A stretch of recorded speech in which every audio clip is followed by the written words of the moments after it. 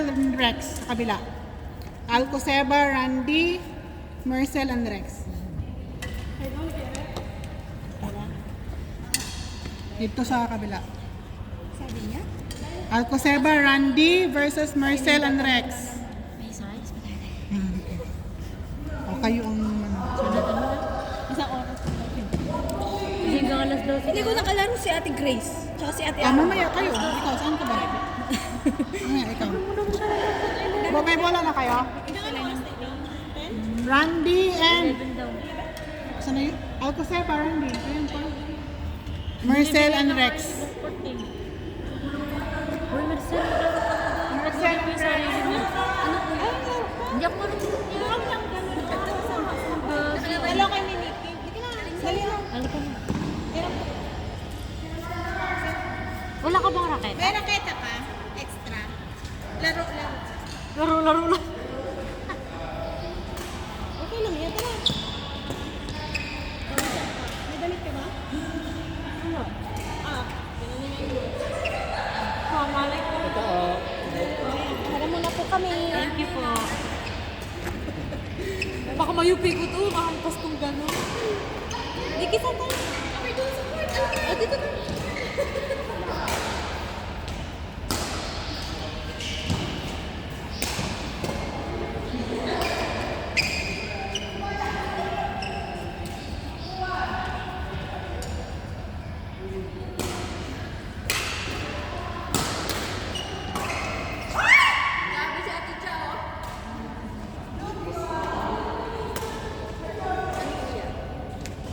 Hindi naman tayo.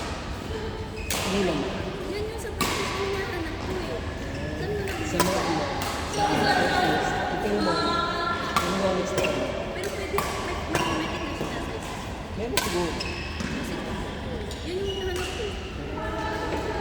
Ito yung mga. Yung next time. Okay ah. Picture lang mo tapos tumawag mo yun. Meron ako picture niyan. Okay. Tumawag ka. Ano ka may WhatsApp sila eh. Alvin mo yun.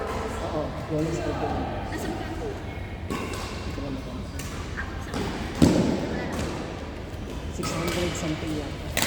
Discounted ko yun. Ito, night shot. Okay. Hindi talaga siya pa. Pero ako board. Invite mo. Pero,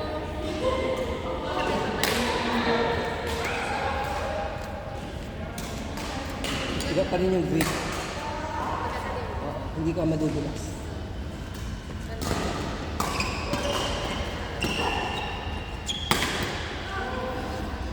Buti tumatagal na ako sa laro mo ngayon. Dati, wala talaga. Nahihilo pa ako dati.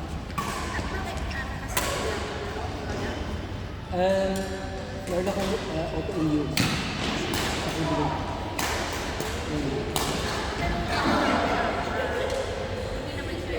Hindi siya gagamit. Minamanage niya. So yung tawag dito, shot, ang nangyayari, yung immune system ko parang saan siya active na nakatakbo yung TV. Oo. Na gano'n. kasi hindi naman tayo pwede pumakal ng system natin. Kasi magkakasabit ka na kasi police. Kumbaga pa ina sa akin parang ano. Oo. Pero, kaya simula ano, medyo, kasi nagagamit ako. Wala. Ano lang, sabi nila gym. Hindi lifestyle, genetic. Posible.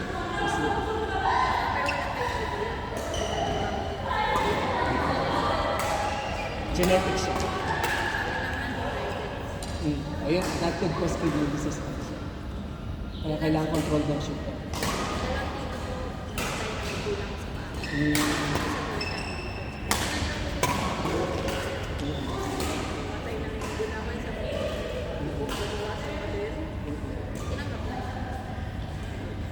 Tapos yung isa naman, yung mga pa lang sa kanya. Tapos yung next night, nagdala siya po.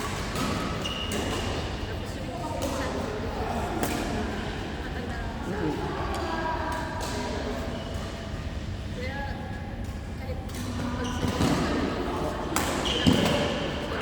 genetic. Yung iba kasi lifestyle lang. Diba, yung sa kinakain. Pero, it could be prevented na. Kahit genetic. Regular lang, monitor. Tapos yung pagkain, tapos yung exercise. Ganun siya.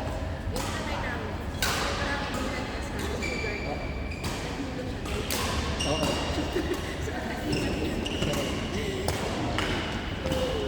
Ako naman, iniinom ko kasing gamot.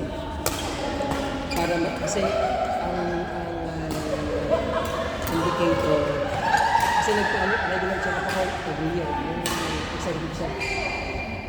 May protein sa ilit. May na-detect na protein. Mataas. So, sila, kung sa blood sugar, kung wala nang nakikita. Hindi sa diabetes, wala ko. Hanggang sa nagpa-biopsy ako, like, a year and a half. Doon na-confirm na autoimmune disease. Pero ngayon, sabay na yung cholesterol ko tumataas. Ang weird, ang weird. Pero ito, yung huling test ko, normal na yung cholesterol. Tapos yung protein sa ibo, halos normal. Ibig sabihin, gumagana yung gamot. Kaya lang, ang side effect sa akin ng gamot, bumababa yung blood pressure ko. Kaya nahihilo ako. Kaya kapag naglalaro ako, iniinom ko na. May Pocari Sweat. Kasi para ma-restore ko yung gamot. Tapos inom ng gamot. So yun yung side effect sa akin. Kasi ang blood pressure ko normal man eh. Tapos inom ko ng gamot na nakakababa ng blood pressure. As a side effect.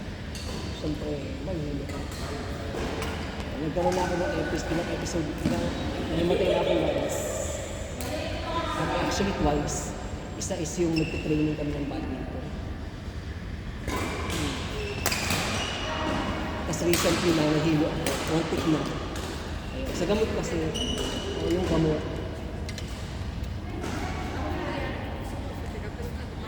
Magpa-check pa kasi. Importante na alam mo para ma-manage. Kung sa'yo mabubulaga ka.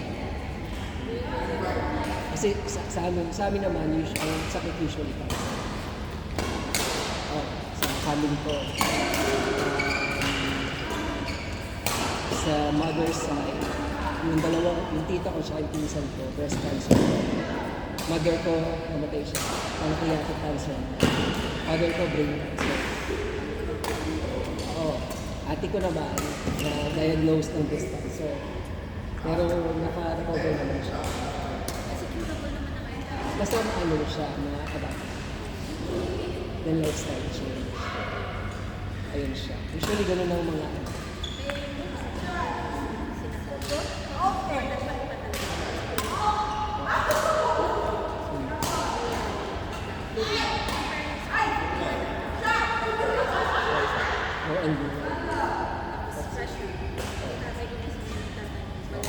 Walang pesticide. That's good. Tapos siyempre, relax sila sa probinsya, walang ganong stress, diba? Tapos siguro naman, medyo religious sila, nagsisimba, combination kasi, holistic lang. Kain, tapos yung tulog, kain, tulog, yung stress, diba? Kasi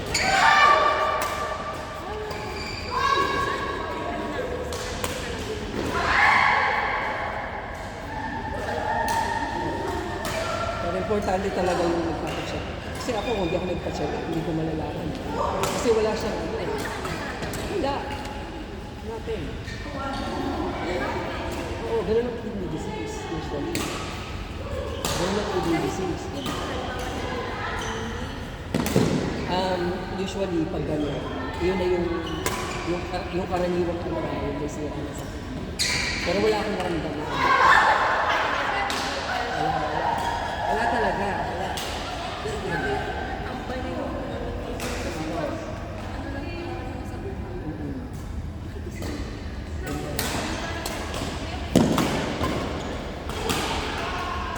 Ganun talaga. Ako naman, siyempre, una. Autoimmune, parang wala nang gamot ako. Ano mangyayari sa mga. So, it's a matter of accepting. And then, syempre, mas naging strong yung faith sa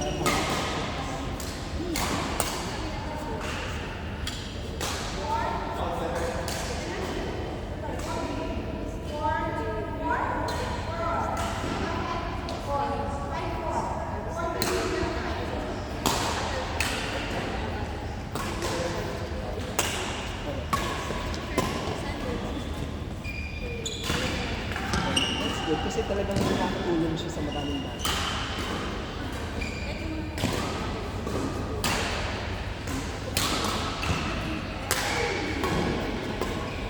Nice.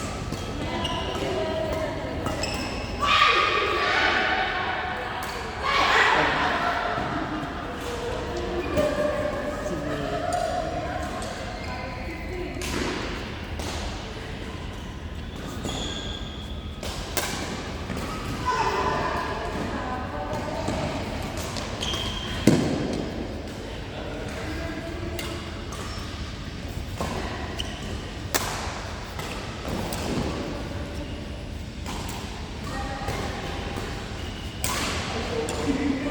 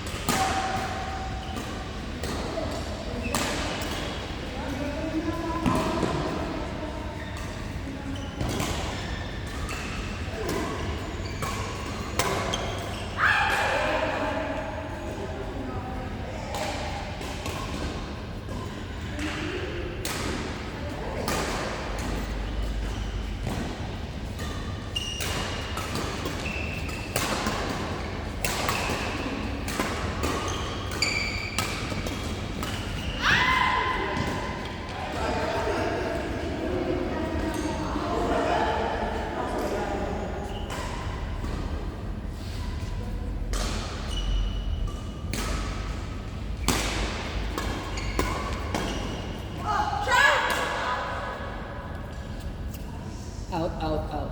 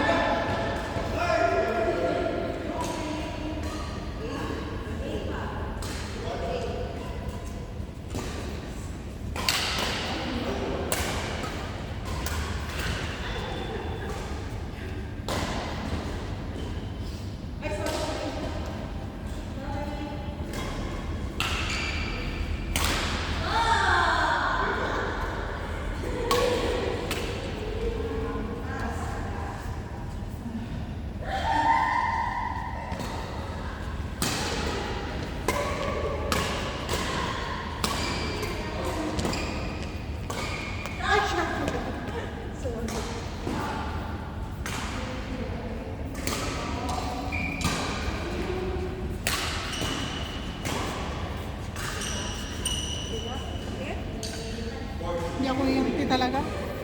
Kaya nga ako naiyak eh kasi Pero maganda.